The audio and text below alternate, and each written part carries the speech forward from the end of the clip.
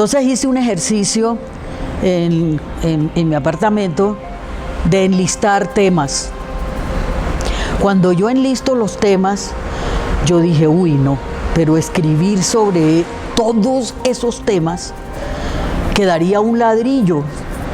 En la costa nosotros decimos, el ladrillo es difícil de roer.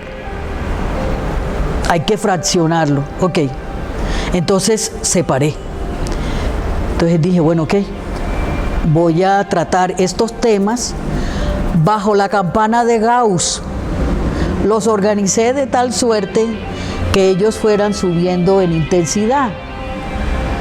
Eso ahí como el primer plan. Ok, los otros temas, bueno, los otros temas los desarrollaré de otra manera, ya miraré después.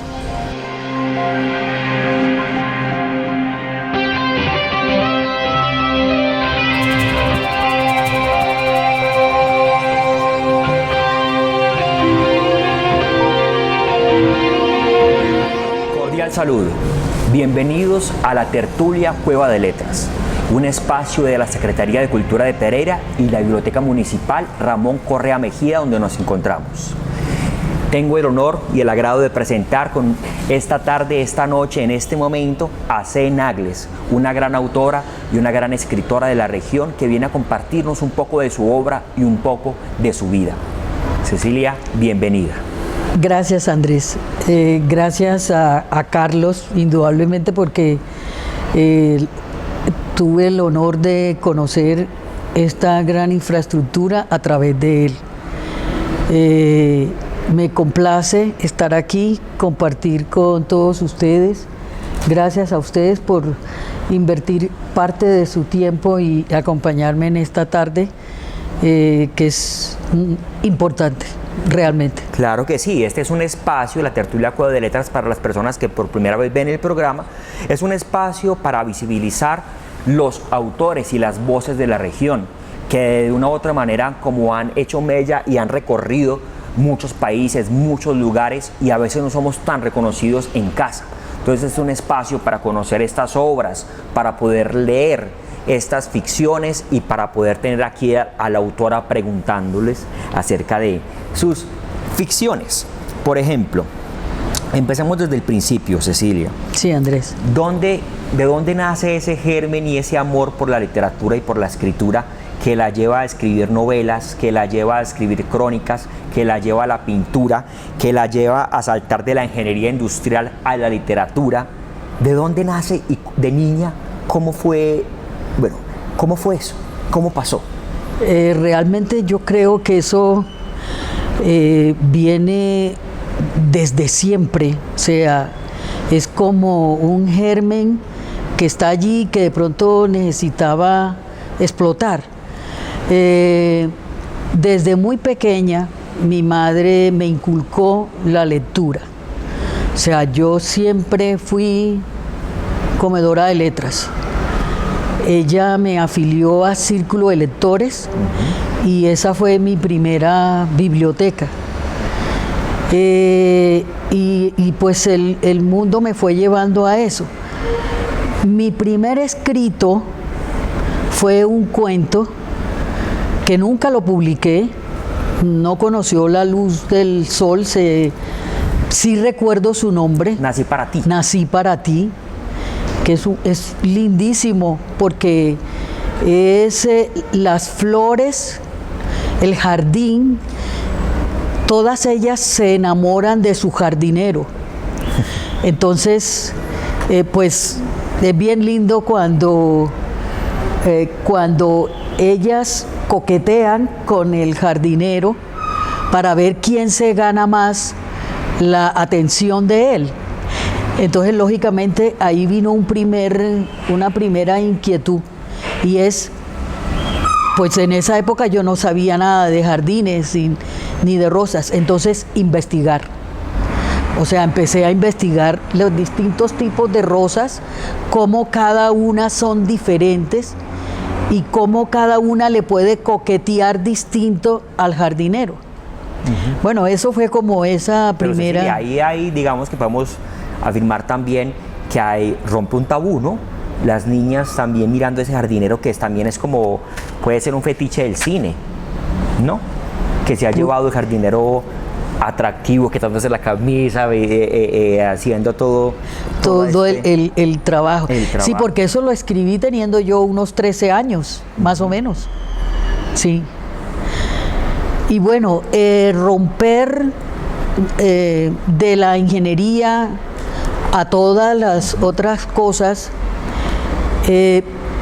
eso me llevó a vivir en paralelo dos vidas, que era la carrera profesional y la academia. Entonces yo siempre, muchos años, 34 años estuve vinculado al sector real de la economía y a la academia. Y eso me llevó a que había que entrar a grupos de investigación si quería mejorar los ingresos, había que producir. Y todas esas investigaciones que te llevan a artículos científicos, que los tienes que publicar y todas esas cosas, pues suelta, de alguna manera suelta la pluma. Pero es una pluma psicorrígida, porque la academia te lleva, y mi espíritu siempre fue rebelde. Entonces, de alguna forma yo tenía que romper esas ataduras y liberarme. ¿Y cómo siento yo que me libero? Escribiendo, porque allí tu alma bota todo lo que quiere y como lo quiere decir.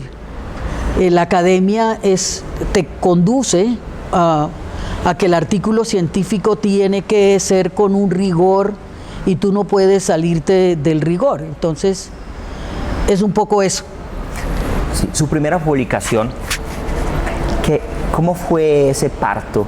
¿Y cómo se sintió cuando lo tuvo en las manos? Sí, ¿cómo nació? Nació a raíz de un trabajo que me convirtió en consultora de empresarios, y mi área era el marketing, el mercadeo. Entonces, entre otras cosas, fíjate lo que es el mundo de maravilloso. Los primeros empresarios que capacité fueron pereiranos. Yo estuve aquí en Pereira, en la Cámara de Comercio, entrenando a esos empresarios por una semana. Y luego me mandaron para Medellín. Pero cuando yo estoy en esa preparación, yo me hice una pregunta. Ellos me van a hablar de sus empresas. ¿Y yo de qué empresa voy a hablar? Voy a enseñarles marketing, mercadeo, pero ¿de qué? Entonces dije yo, no, pues yo voy a montar una empresa. Una empresa donde yo voy a ser todero. Porque desde que produzco las ideas para escribir, y luego de que estén, entonces para mercadear, y es un poco interesante porque el marketing para algo intangible es muy distinto para el producto tangible. Ok, bueno, pero entonces ¿cuál va a ser la primera obra que va a producir esa empresa? Listo. La ingeniería nunca la pude desvincular de lo mío. Entonces hice un ejercicio en mi apartamento de enlistar temas. Cuando yo enlisto los temas, yo dije, uy, no, pero escribir sobre todos esos temas quedaría un ladrillo. En la costa nosotros decimos, el ladrillo es difícil de roer. Hay que fraccionarlo. Ok. Entonces separé. Entonces dije, bueno, ok. Voy a tratar estos temas bajo la campana de Gauss. Los organicé de tal suerte que ellos fueran subiendo en intensidad. Eso ahí como el primer plan. Ok, los otros temas, bueno, los otros temas los desarrollaré de otra manera, ya miraré después. Ok. Y empecé a trabajar intuitivamente. Nace sin censura, es la primera novela. Sin censura. Nace sin censura, lógicamente, escrita en un lenguaje muy pulcro, muy cuidadoso, donde exactamente esa no es Cecilia, ¿no? Nana Josefina no es Cecilia, es... Puede ser si me llegas a conocer mucho. O sea, hay muchas cosas... Es un alter ego, o como ese Sócrates de Platón, a través del cual hablo y digo lo que pienso realmente. Podría ser. Podría ser, podría ser. Y Nana Josefina no lo dice todo solo ella, sino que ella tiene su partner, que es su hija. Sí, sí. Sí, entonces es una cosa bien interesante. En un mundo ideal, sí, el lugar donde vive Nana Josefina, que tú leíste la novela, es un lugar maravilloso. Y de hecho, ahí volvió a la mente El jardinero. Entonces, de alguna forma yo tenía que meter y rescatar la historia del jardinero. ¿Cómo llegó Oveja Negra? Le escribí a varias editoriales sin esperar que me respondieran. Es muy buena editorial. Y yo seguí escribiendo. O sea, cuando ya yo termino esa, que la envío a la editorial, yo seguí, yo dije, bueno, sigue atrapado. Entonces, bueno, pero atrapado es otra cosa. En Atrapado vamos a ver otra cosa, y es también no hablamos de evolución ni de involución, sino transformación. Yo creo que en Atrapado yo lo que pude notar es como hay una lectura del mundo afuera, como si usted hubiera abierto la ventana para ver qué está pasando en el mundo y ver un mundo, un nihilismo, podríamos llamarlo, una degradación del hombre que se consume a través de pasiones, llamémoslo así, para no ser tan moralistas de decirlo vicios, sino pasiones, porque todos tenemos pasiones, ¿no?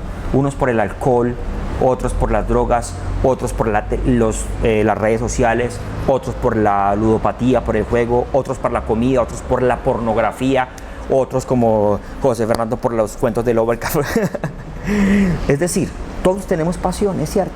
Pero vos aquí ya dimensionas a través de este personaje tan chévere que es Maximiliano, cómo un hombre puede llegar al infierno verdaderamente, y no solamente lo arrastras pasando por todas las adicciones del alcohol, sino que termina con un SIDA, con esa gran pandemia pues de principio del siglo XX que arrastró tanto el planeta, ¿no? Cuéntanos acerca de cómo fue esa apertura de mundo, y usted sí, yo decía, bueno, ok, ya tengo esta, sin censura, en un lenguaje muy cuidado. Entonces empecé a buscar a Maximiliano, ¿no? Primero, sobre qué drogas iba a hablar. Y donde, por supuesto, yo nunca me he pegado un taquito. Acá le llamamos ploncito.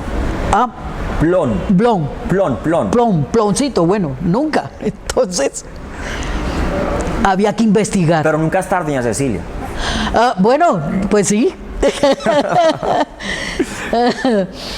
En todo caso, fue un trabajo investigativo muy interesante para primero convertirme en Maximiliano. ¿Cómo me convierto en Maximiliano? Empecé a observar el comportamiento de los hombres, a estudiarlos, ¿sí? A verlos de otra manera, a verlos de otra forma diferente. Muy bien. Me sentí cómoda, o sea, me sentí cómoda y listo.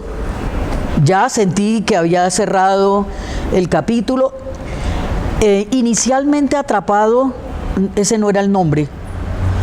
El nombre era Atrapado en mis demonios. ¿ya? La editorial finalmente es la que decide cambiar el nombre.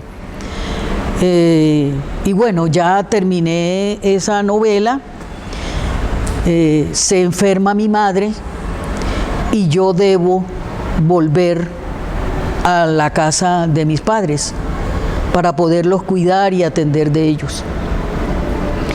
Entonces, con mi padre yo tengo un vínculo muy estrecho. Le dije yo, papá, una mañana, papá, ¿por qué no escribimos su vida? Y empezamos a trabajar. Él es el andiero. Mi padre es el andiero. Vamos a hablar sobre las memorias y la generación del Caribe, esas crónicas tan bellas del Caribe. Pero no se me adelante que yo no, es que yo todavía no le he contestado la pregunta. Bueno, muy bien, muy bien. Resulta que todo el tiempo fue pasando. Le hice caso a un gran amigo y es que me dijo, Cecilia, tú toda tu vida has hecho muchas cosas a la vez. Para escribir, por favor, una a la vez. Entonces fue así, sin censura, atrapado en mis demonios, el andiero. Cuando estamos cerrando el andiero, apareció Oveja Negra. O sea, respondió la solicitud. No había terminado todavía el andiero porque no había pasado a la fase de revisión, de pulimiento y eso. Pero ya tenía atrapado. Entonces yo le respondí a la editorial. Ahí me pidieron el manuscrito completo. Y entonces yo les dije, ya terminé otra novela que se llama Atrapado en mis demonios. Envíela. Entonces ellos la evaluaron. Cuando ellos la evalúan, hay una cosa interesante. Vuelve a surgir la ingeniería. Y es que el editor que me acompañó en todo el proceso y que me sigue acompañando, aunque ya no estoy vinculada con Oveja Negra, él dijo, le vamos a proponer el formato cara cruz. ¿Por qué? Porque es un mismo cerebro, produce dos cosas distintas. O sea, el lector no va a encontrar más de lo mismo en las dos obras, sino dos cosas distintas. O sea, su cerebro fue capaz de hacer esa división. Bueno, todo eso fue intuitivo. Yo no he hecho nunca nada como muy craneado. Ellos deciden que Atrapado, el segundo en mis demonios, podía de pronto alejar lectores, quizá, no sé. Y bueno, lo dejaron atrapado para que fuera más general. Para que fuera como más general. Sí, y el andiero pues es mi padre, o sea, con esto yo le hago homenaje a él y él no muere. O sea, papá no va a morir nunca, él quedará ahí para la historia. Y es una crónica muy interesante. ¿Por qué? Sí, porque dice el andiero, memorias de una generación caribe. Ustedes dirán, ¿el andiero o el andariego? Es lo mismo. El andiero es quien trabajó en el primer oleoducto que tuvo Colombia, la Andean National Corporation Limited, una empresa canadiense que viene a Colombia en 1923. Y abre ese camino para que se cree el oleoducto. Entonces, esa crónica recorre desde el oleoducto, desde la Barranca Bermeja hasta Cartagena, 537 kilómetros por el río Magdalena. Muy hermosa. Continuamos con C. Nagles, muy honrado y muy contento de estar contigo. Cecilia, hablas de algo muy chévere y es cómo fluyen las ciencias con la literatura, cómo esa ingeniería, cómo puede hacer parte y cómo puede servir a la literatura. Y yo pienso que eso es muy importante porque pienso que tanto el cine como la literatura tienen matemáticas, tienen física, tienen geometría. en el sentido en que tiene el manejo de los espacios, por ejemplo. La matemática, digamos que en el cine, por ejemplo, en el guión como tal, esa estructura de Ziegfeld que plantean en el 79 de Robert McKee, plantean incluso ese paradigma de Ziegfeld donde está el planteamiento, el conflicto, la resolución, el nudo, todo por minuto, por tiempo. Aquí tiene que pasar esto, aquí tiene que pasar esto, el punto de giro, o sea, todo es matemático. Si uno se deja llevar por esa estructura, sí, obvio hay una intuición, usted se puede dar cuenta de que no, de que sí, pero hay una estructura. Cuando planteamos hay una estructura. Entonces me parece muy chévere cómo tomas esa ingeniería y cómo tomas esa matemática, ese organigrama, ese mapa mental para su creación, ¿cierto? Pero me deja muy deslumbrado al ver de una manera muy artesanal, pero a la vez muy recursiva y poderosa ese mapa de ruta que nos creas de donde todo empezó. Entonces me gustaría que nuestro público de la tertulia Cueva de Letras que explicaras un poco, sí, y que nos... Ok. Después de que ya yo he completado esas 3 primeras, conozco esta región y me enamoré. Yo entro por Risaralda, entre Belén de Umbría y Mistrató, y ahí conozco los indígenas umbras, toda esa cultura de los umbras. Y escribí ese cuento que se llama Los Umbras, que no lo he publicado. Ya le llegará su momento. Cuando ya completé esa, entonces dije, bueno, yo creo que ahora me puedo medir a algo grande. O sea, creo que hice el curso. O sea, yo lo sentí como si estuviera en el colegio haciendo el curso. Pero para hacer una novela más grande, de un rigor investigativo amplio, tengo que hacer lo que yo enseño en las clases, y es cómo organizas un mapa mental. Entonces allí hago este trabajo de poner sobre papel primero las realidades de Colombia. La Colombia desde 1900 hasta 1985, aunque tenga un efecto un poco hacia atrás, ellos aparecen en la novela. Aquí yo registro los distintos momentos históricos claves de nuestra Colombia y van naciendo los personajes, ¿sí? Y van naciendo los momentos que le hacen quiebre al personaje central, ¿sí? Y en esta parte de acá abajo es la misma línea de tiempo, pero de los asesinos más grandes que ha tenido Colombia. Donde todo empezó, trata de ser, está catalogada como crónica novelada, porque realmente hay una mezcla entre cosas reales con ficción, ¿sí? Y yo trato de aproximarme a una novela negra, ¿sí? Eso es más o menos lo que es. Cruda, es dura, es una realidad que tú no puedes esconder. Aquí está marcada con todos los hechos. Y el personaje es todo un personaje central. Es una cosa increíble. Ese fue, digamos así, nació donde todo empezó y aparece en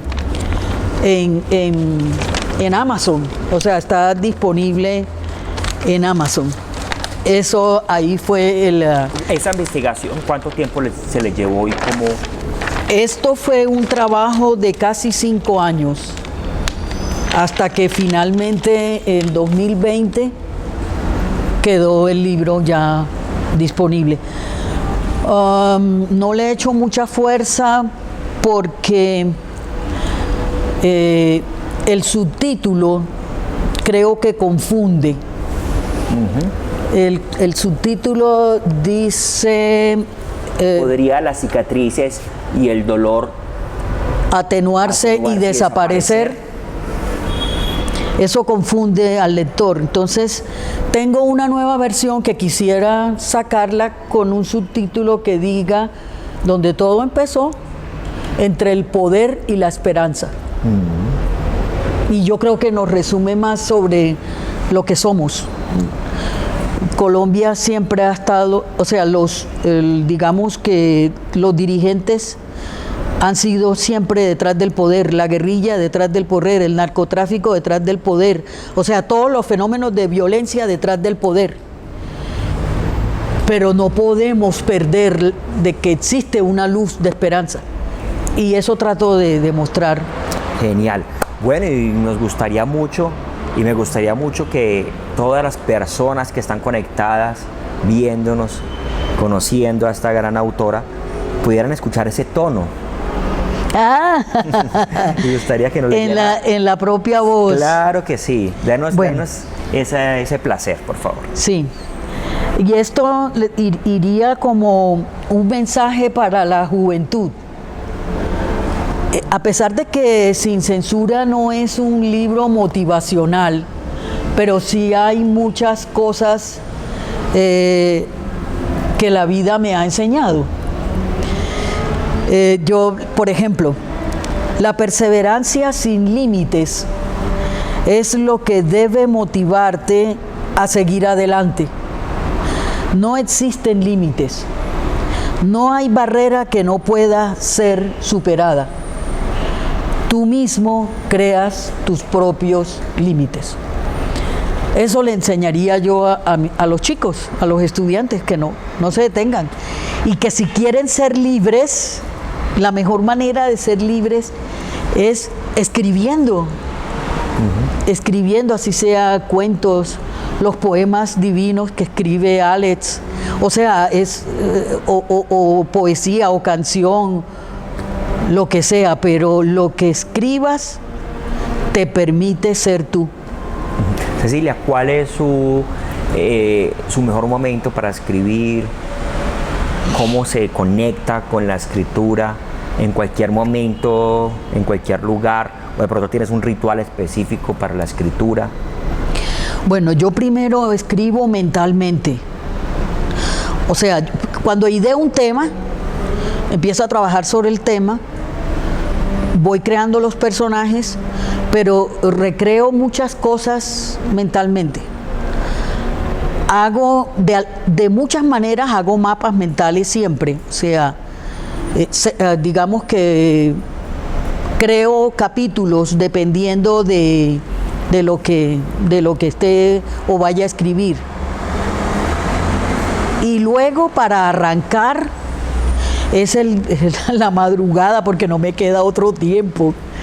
Es más o menos 4 de la mañana a 6 de la mañana, y luego la rutina de atender a mis padres, la casa, las cosas, y vuelvo otra vez. No tengo un horario, no, porque yo no soy dueña de mí son mis papás. Ellos son los que... Es complicado, pero yo me obligo. O sea, cuando quiero hacer algo, cuando quiero escribir algo, yo me obligo a hacerme a la rutina. Pero siempre, lo primero, planificar. O sea, para mí lo primero es planificar. Y eso también hace parte de la formación que tengo. Y esa familia literaria, ¿cuáles han sido esos autores que la han marcado y que han sido inspiración para vos? Bueno, muy pequeña leí al Nobel peruano Mario Vargas Llosa, muy pequeña. Leí de García Márquez, La hojarasca y estos. Agatha Christie me encantaba, yo leí mucho de Agatha Christie. Luego, ya más grande, Isabel Allende. Isabel Allende yo la admiro, o sea, es una mujer tan prolífera, escrituralmente hablando, y tan disciplinada. Eso de que todos los 8 de enero inicia una nueva novela es increíble. Esa Casa de los Espíritus también me inspiró mucho para para Sin Censura, ¿no? Bueno, de alguna manera todo lo que tú lees te ayuda. ¿Sí? Inclusive lo que ves, porque pues me encanta Discovery Channel, History Channel, Investigation Discovery. Eso lo vi mucho para Atrapado y para Donde Todo Empezó. O sea, hay una combinación entre lectura y digamos, las películas, videos, documentales, seguir aprendiendo, porque uno nunca deja de aprender. Y observar en las distintas cosas. Tú vas en el bus, aprendes, vas conduciendo, si te descuidas un poquito, aprendes, o sea, siempre vas observando lo que hace la gente, cómo actúa la gente. Una pregunta que es muy lugar común, pero que nunca está de más, que tienes tanta experiencia, ¿qué mensaje le darías a esos jóvenes que están empezando a escribir y quieren escribir poesía, novela, teatro, crónica? Que nunca teman, o sea, que nunca duden de ellos. Yo digo que todos podemos ser escritores, solo que algunos lo pueden hacer de una manera o de otra, pero no desfallezcas, o sea, persevera, lo lograrás. Doña Cecilia, ¿cuál es su gran sueño? ¿Ese sueño o ya se cumplió? No, todavía está allí. Yo tengo dos grandes sueños. Uno es tener una cabaña en las montañas cafeteras. Soy costeña, pero yo amo esta tierra. A mí esto me parece divino. O sea, esto es un paraíso. Ese es un sueño. Y el otro, de alguna forma, alcanzar el reconocimiento como escritora. No sé si llegará, no sé, pero no voy a dejar de escribir. No. Tengo 2 novelas más y algún día saldrán. Bueno, y eso ya, y para ir cerrando, Cecilia, ¿en qué anda ahora? ¿Qué está fraguándose a esas 4 de la mañana? Sí, tengo 2 novelas en homenaje a la mujer. De hecho, soy defensora de la mujer, por supuesto. Siempre he dicho que el sexo femenino es el más fuerte. Y a pesar de que son homenajes a la mujer, son 2 novelas totalmente distintas. También son de personajes colombianos, también son del siglo XX. Una de ellas llega hasta el 2000 y la otra, que es la última que escribí, esa sí coge un siglo, porque coge 3 generaciones. Es distinto, o sea, son colombianas, pero son vivencias y experiencias de vida muy distintas. No son crónicas, son novelas. O sea, hay más ficción que realidad. Pero los escritos míos tienen siempre la doble combinación, ficción y realidad. Genial. Bueno, Cecilia, me encanta esta tertulia. Hemos pasado, digamos, por esas obras, por esas novelas, Sin Censura, Atrapado, Donde Todo Empezó, que vimos esa línea de tiempo y ese mapa de ruta tan interesante. Hablamos un poco de la crónica que hace parte, pues, como la memoria de tu padre, que lo inmortalizaste, pues, en ese sentido, de la memoria de Generación del Caribe. Pues, ¿qué más? Agradecerle por estar aquí con nosotros, por compartir esta tarde tan chévere, enriquecedora, de verdad, poder conocer su obra, su pluma, y bienvenida siempre a la Biblioteca Municipal, que está en su casa. Gracias, Andrés. No, gracias a ustedes. Muy gentiles, muy lindos. Una cosa importantísima, Cecilia, ¿dónde podemos conseguir sus obras? Ya. Bueno, conmigo, yo les hice llegar allí, hasta el teléfono registrado. En mi página web, pues también hay más información, www.cenagles.com. Perfecto. Cenagles.com. Que se mueva la literatura, que conozcamos. Y tuve la fortuna de leerme El Andiero sin censura y Atrapado, y me atrapó. Entonces espero también que los atrape a ustedes. Tenemos un público. ¿Alguna pregunta? Bueno, mi nombre es Alfredo Ortiz y soy docente de Español y Literatura aquí de la Universidad Tecnológica. La pregunta para la autora, es un gusto conocerla, no conocía su obra y me ha parecido que tiene unas características que se podrían adaptar muy bien al lenguaje cinematográfico, particularmente al guión por el asunto de los tiempos y la estructura que plantea. Entonces quería preguntarle si ha pensado o ha habido alguna propuesta, o usted ya se ha introducido en este ambiente de la producción cinematográfica en corto o alguna obra más grande a partir de una adaptación de una de sus obras, o si tiene alguna obra escrita ya en la estructura de guión literario para convertirlo pues en una obra cinematográfica. Era esa la pregunta. Gracias por la pregunta. Bien interesante porque abre una puerta para otro sueño no cumplido. El escritor yo creo que los escritores no pensamos en que eso va a ir al cine o a algún tipo digamos, de ese estilo. Pero de hecho uno puede terminar pensando en que sería maravilloso que las obras pudieran ir. Por ejemplo, lo vería muy claramente, de hecho no lo había pensado, pero de pronto todas aplican a filmación, a hacerlo tipo filmación. Las crónicas apuntan mucho a eso, El Andiero y lógicamente Donde todo empezó.